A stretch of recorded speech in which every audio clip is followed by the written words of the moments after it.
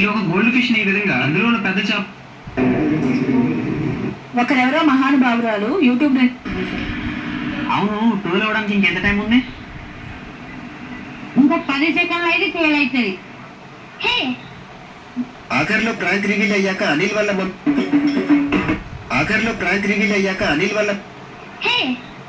Describe your school in 1 or 2. ఆఖరిలో prank reveal అయ్యి